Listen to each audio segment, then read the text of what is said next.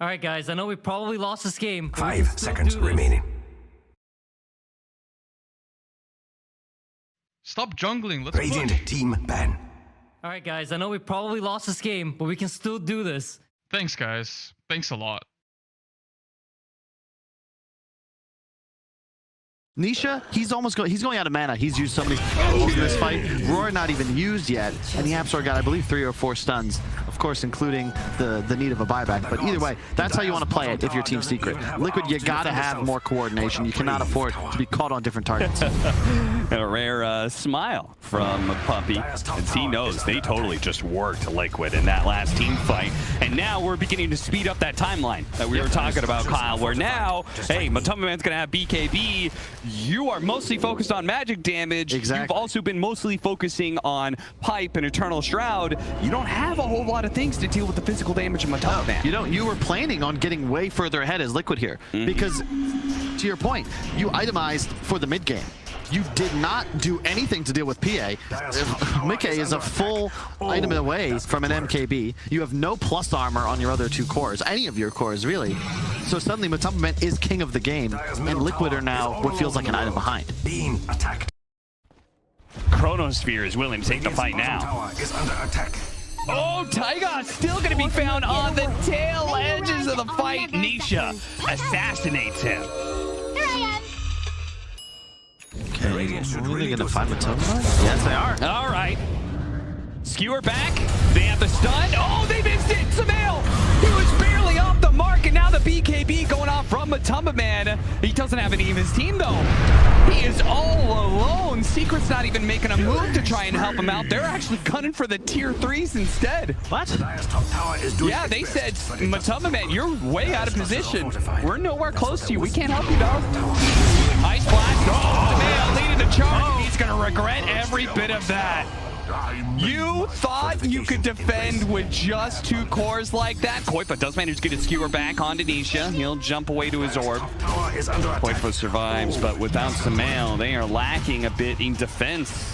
No Chronosphere, no Samael. There's a little something missing. Indeed, yeah. Insania was not there, did not have teleport active, so he had to do the long walk back to base. That's the second time Sumail gets caught being greedy. Once bottom when he failed to TP away, and again top now where he just sort of wanders into no man's land. They even had a ward there, so Secret was prepared. And I want to say, it's all about having Insania behind him. If you look at Sumail, he did what I expected. The Kaya Sanj, 30% spell life steal amplification, 25% HP regen amplification, plus the 20% spell life steal from Eternal Shroud, plus you have Insania, who's then going to give you double healing during Oracle Ultimate. So if Insania gets ult off, and Leshrac has spells running, he's almost certainly going to survive because of, you know, multiplication and math and all that stuff.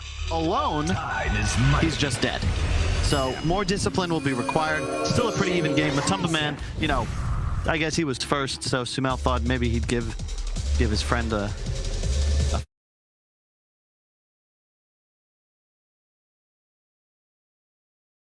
23. Nag's almost done for the puck. It's going to be huge. MKB is done for our Faceless Void. Any other big item updates? Basher for the PA, that's decent. You got the Sliver on Void, that's pretty huge. The status resist stacking with the Sanj and Yasha. The big issue you're going to have against the puck with Ags, just picked up, is that BKB piercing coil. You can't leap. So suddenly you become susceptible to being jumped, but so much status resist will severely limit the amount of time he'll spend stuck.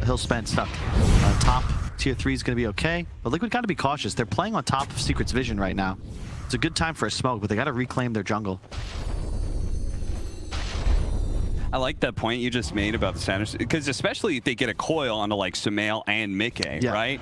You can only false promise one of those. So the more that survivable Mickey is by himself, the easier Insania's game is to be able to focus on like, hey, I've got this glass cannon damage dealer. I want to false promise Sumail as much as possible. Because we saw it already in that fight outside the Roche pit. Mickey, 100 HP from dying because Insania is going to be focused on Sumail. He's the squishier hero, and he does more damage at the moment.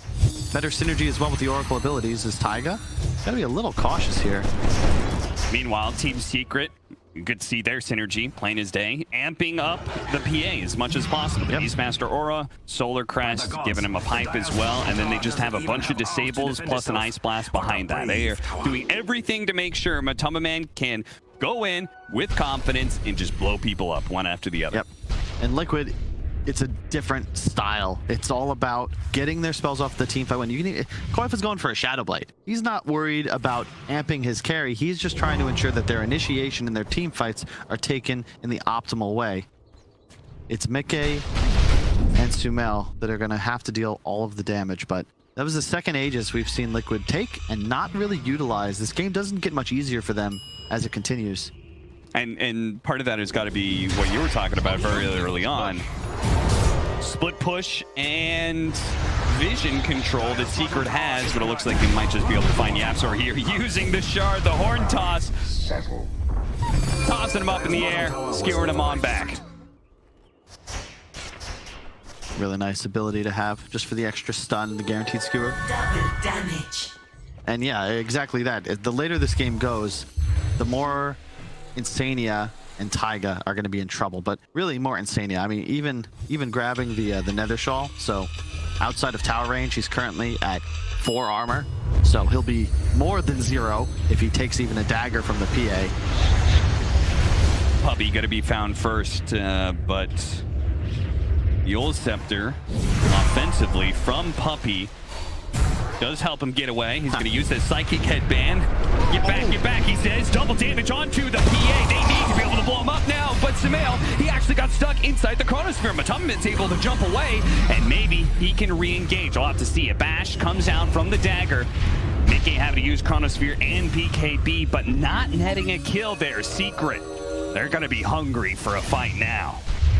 And they got a big cooldown. That's what's going to be key. No A blast, no coil. We can see there it only lasted, felt like 4.5, 5 seconds on Mickey. So effectively just taking it to the regular duration rather than the Scepter improved. Man, I think that was 100% a kill. Sumail wasn't in the Chronosphere, right? Yep. He just changed the stun and... Did he miss blink in? I think the Chronosphere was down first, but I wasn't paying super close attention. He just walked into it. Oh no, just walked into it. Oh no. Oh, he thought he could sneak through on the side there. And that may just be extremely painful. Now they may be losing Koifa on the onset of the team fight or not. Saved by Insania, no magic damage there. Just the He's in deep, Nisha. He's in very deep and he's dead. Traded out for Taiga so far. Mickey dealing a little bit bold even without the Chronosphere, but there's going to be the buyback immediately as he turns to be able to jump away. Gets bashed up. Coil on a 2.